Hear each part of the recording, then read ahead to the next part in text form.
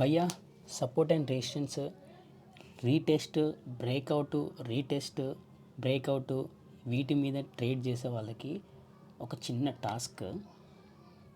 మీరు ఈ చార్ట్ని గమనిస్తే ఇక్కడ చూడండి, ఇది నీ లో, ఇది నీ హై. ఓకే, సరే ఇది నీ లో, ఇది మళ్ళీ లైక్ బాడీ పెట్టుకుందాం మనం. ఇక్కడ కూడా బాడీ పెట్టేసుకుందాం. ఓకేనా? సో ఇది ఇక్కడ నీకు తెలుసు కదా, నీకు మార్కెట్ ఎలా వెళ్తుందో తెలుసు, నువ్వు ఆల్రెడీ యూట్యూబ్ నుంచి నేర్చుకున్నావు. ఇక్కడ ఇలా వచ్చింది, ఇలా వెళ్ళింది, ఇలా పైకి వెళ్ళి ఇలా కొంచెం అయ్యి అప్ అండ్ డౌన్ అయ్యి ఇక్కడ ట్రేడ్ వెళ్ళే, ఇక్కడ రాలే, ఇక్కడ బ్రేక్అవుట్ అయ్యి రీటెస్ట్ ఇచ్చి మళ్ళీ పడిపోయింది అనుకున్నాం. పడిపోయి ఇడికి పడిపోవాలి కదా. సరే ఇక్కడ ఇది ఉంది కాబట్టి ఇక్కడికి వచ్చి ఇలా అయ్యి డబుల్ బాటమ్ మళ్ళీ వెళ్ళిపోవాలి కదా. లేదు, బ్రేక్అవుట్ అనుకుందాం. మళ్ళీ ఇక్కడికి వచ్చి మళ్ళీ ఇక్కడికి వచ్చి సరే ఒక్క నిమిషం మళ్ళీ కన్సల్టేషన్ అయ్యి మళ్ళీ ఇది. సో నీకు ఎగ్జాక్ట్గా ఈ బాడీ దగ్గరికి మన క్యాండిల్ ఈ లైన్ దగ్గరికి టచ్ అయింది. టచ్ అయ్యి ఇక్కడ ప్యాటర్న్ క్యాండిల్స్ ప్యాటర్న్ ఒకటి బులిష్ ప్యాటర్న్ ఫామ్ చేసింది. సరే బ్రేక్అవుట్ అయింది, మళ్ళీ రీటెస్ట్కి వచ్చి మళ్ళీ వెళ్ళిపోయింది అనుకున్నాం. ఇక్కడ వెళ్ళిపోవాలి కదా, ఇలా ఇలా ఇక్కడ గ్యాప్ అప్ అయ్యి ఇలా వెళ్ళిపోవాలి కదా, ఇలా బ్రేక్అవుట్ అవ్వాలి కదా, కానీ అవ్వలే. ఓకే, ఏమైంది? నెక్స్ట్ డే గ్యాప్ డౌన్ అయింది. ఈ కింద ఉన్న స్టాప్ లాస్ మొత్తం తినేసి నెక్స్ట్ ఏం చేసింది? బ్రేక్అవుట్. సరే బ్రేక్అవుట్ పుల్ బ్యాక్. నెక్స్ట్ ఏం చేస్తారు? సరే పడిపోతుంది అనుకొని మళ్ళీ ట్రేడ్ తీసుకుంటారు. ఇలా వచ్చేసారు కదా కంటిన్యూగా, ఇలా రాలే. మళ్ళీ ఏం చేసింది మరి? ఇక్కడ నుంచి డైరెక్ట్ సరే రీటెస్ట్ చేస్తుంది, ఇక్కడ రీటెస్ట్ చేస్తుంది అనుకుందాం. సరే ఈ క్యాండిల్ తీసుకోలేదు, ఈ క్యాండిల్ రీటెస్ట్ చేసింది. ఇక్కడ ఒక క్యాండిల్ ఫామ్ చేసింది. ఈ క్యాండిల్ బ్రేక్ చేస్తుంది. అది ఇప్పుడు నీకు గ్రీన్ క్యాండిల్ అయింది ఇక్కడ, అందుకని నీకు తెలియట్లే. బట్ లైవ్ ట్రేడ్ చేసే వాళ్ళకి తెలుస్తుంది అసలు ఏమైంది ఇక్కడని, ఈ పొజిషన్లో. ఓకేనా?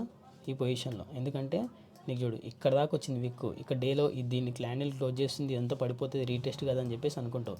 కానీ నెక్స్ట్ టైం చేసింది బ్రేక్అవుట్ ఇచ్చింది. సరే బ్రేక్అవుట్ ఇచ్చింది కానీ ట్రేడ్ చేయకుండా ఉంటామా? బ్రేక్అవుట్ ట్రేడ్ కదా మనము. యూట్యూబర్స్ చాలామంది చెప్పారు బ్రేక్అవుట్ ట్రేడ్ చేసేసారు అని చెప్పేసి. సరే కొంతమంది ట్రేడ్ తీసుకోరు, కొంతమంది ఏం చేస్తారు? రీటెస్ట్ కోసం వెయిట్ చేస్తారు. సరే నేను రీటెస్ట్ కోసం వెయిట్ చేసిన, అప్పుడు అప్పుడు ఏమవ్వాలి? రీటెస్ట్ కాలేదు, ఇది ఫేక్ బ్రేక్అవుట్ అయ్యింది, నాకు రీటెస్ట్ కాలేదు. రీటెస్ట్ వెయిట్ చేసిన దాకా ఓకే, నాకు బాగా అనిపించింది. ఇప్పుడు రీటెస్ట్ కాలేదు, లైక్ నా క్యాండిల్ కూడా వెళ్ళిపోతుంది కిందకి. నేనేం చేస్తే ఇక్కడ మళ్ళీ ట్రేడ్ తీసుకుంటా, కిందకి పోయేటట్టు పుట్ ట్రేడ్ తీసుకుంటా. కానీ మళ్ళీ ఏమంటే మళ్ళీ ఈడ దాకా వెళ్ళింది, మళ్ళీ వెళ్ళిపోయి మళ్ళీ బ్రేక్అవుట్ అయింది. ఇప్పుడు నేనేమనుకోవాలి?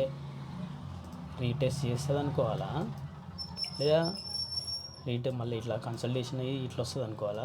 ఇక్కడ ఏం అవ్వలే, డైరెక్ట్ వెళ్ళిపోయింది.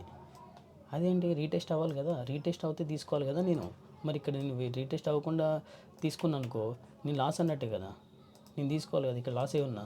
సరే ఓకే, సరే ఇది మిస్ అయినా నేను. ఇది మిస్ అయ్యి నాకు ఏం చేయాలి? ఇక్కడ పైన రెసిస్టెన్స్ ఉంది, ఇక్కడ ఏమైంది? రెసిస్టెన్స్ ఇక్కడికి వెళ్ళి ఇలా అయ్యి ఇక్కడ రెసిస్టెన్స్ ఫేస్ చేసి పడిపోవాలి కదా మార్కెట్.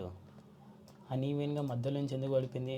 సరే నువ్వు అనొచ్చు, ఇక్కడ రౌండ్ ఫిగర్ నెంబర్ ఉంది, 23,900 ఉంది, సమ్ ప్రీవియస్ రెసిస్టెన్స్ ఉంది అనుకోవచ్చు.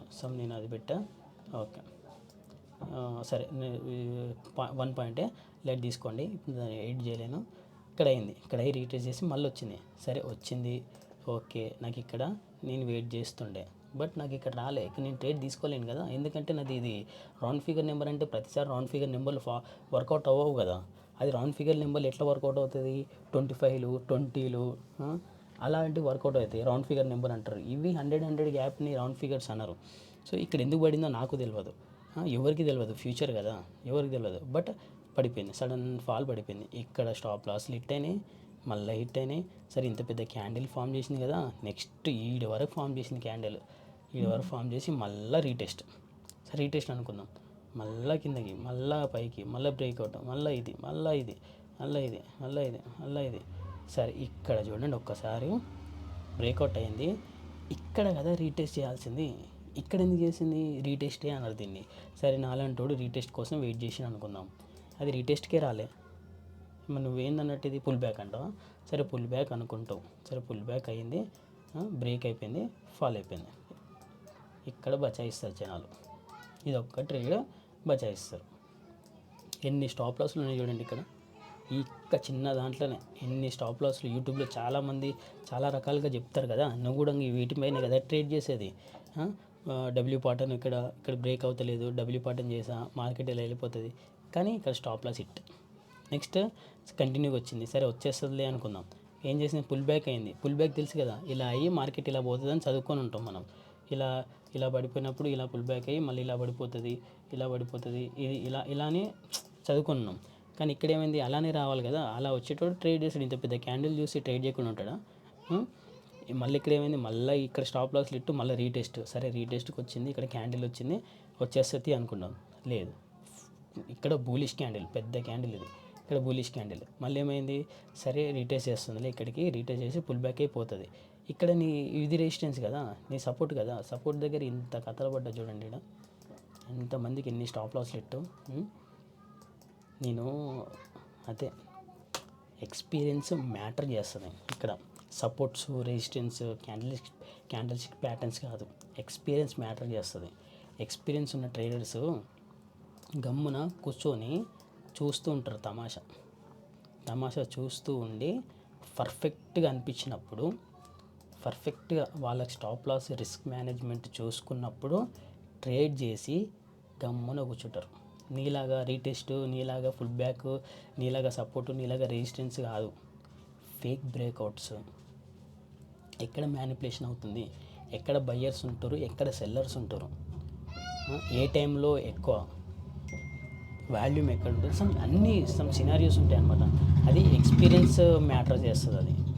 ఓకే, సో దాన్ని బట్టి నేను చెప్పేది ఎలా అంటే, మనము మన ఎక్స్పీరియన్స్ని మొత్తం యూజ్ చేసి, సబ్జెక్ట్ ఆల్రెడీ మనకు వచ్చు, యూట్యూబ్ నుంచి చాలా సబ్జెక్ట్ నేర్చుకున్నాం. ఎక్స్పీరియన్స్ని అంతా యూజ్ చేసి మనకంటూ ఒక స్ట్రాటజీ, మనకంటూ ఒక టార్గెట్ అది పెట్టుకొని పర్ఫెక్ట్గా ఉన్నాం అనుకో, ప్రాఫిటబుల్ ఉంటావు. ప్రతిదీ ప్రాఫిటబుల్ అంటే నేను చెప్పను, ప్రతిదీ లాస్ అంటే నేను చెప్పను. నువ్వు ఆలోచించుకునే, నువ్వు ప్రిపేర్ చేసుకునే స్ట్రాటజీ పైన డిపెండ్ అయి ఉంటుంది. ఒక 10 ట్రేడ్లు తీసుకున్నావు అనుకో, నీ స్ట్రాటజీ పైన 10 ట్రేడ్లు తీసుకున్నప్పుడు 7 ట్రేడ్లు ప్రాఫిటబుల్గా ఉన్నా కానీ, 3 ట్రేడ్స్ లాస్లో ఉన్నా కానీ నువ్వు 10xలో ఉంటావు ప్రాఫిట్లో. సింపుల్గా చెప్తున్నా.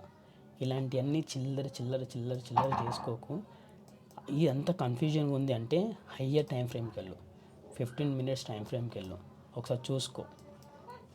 1 అవర్కి వెళ్ళు, ఒకసారి చూసుకో ఎలా ఉంటుంది మార్కెట్, ఎక్కడ ఎలా ఉంటుంది, ఎక్కడ ఏం చేస్తారు, ఎవరు ఏం చేస్తారు, నీట్గా చూసుకో. 1 day టైం ఫ్రేమ్కి వెళ్ళు.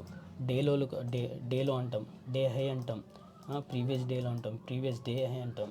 అవన్నీ మంచి కాన్సెప్ట్స్ అవి. వాటి మీద వర్కౌట్ చేసుకో. నీకంటూ ఒక స్ట్రాటజీ, నువ్వు వాల్యూమ్ పైన చేస్తావా, ఇండికేటర్స్ పైన చేస్తావా, ప్రైస్ యాక్షన్ పైన చేస్తావా, దేనిపైన ఒక దానిపైన చేయవు. కానీ నీకంటూ బెస్ట్ టైం ఫ్రేమ్ సెలెక్ట్ చేసుకో, నీకంటూ బెస్ట్ స్ట్రాటజీ సెలెక్ట్ చేసుకో, నీకంటూ బెస్ట్ థింగ్స్. ఇక ఎవరు లేరు యూట్యూబర్స్కి, యూట్యూబర్స్ మీద సబ్జెక్ట్ నేర్చుకో అంతే, స్ట్రాటజీస్ కాదు. ఓకేనా, బాయ్.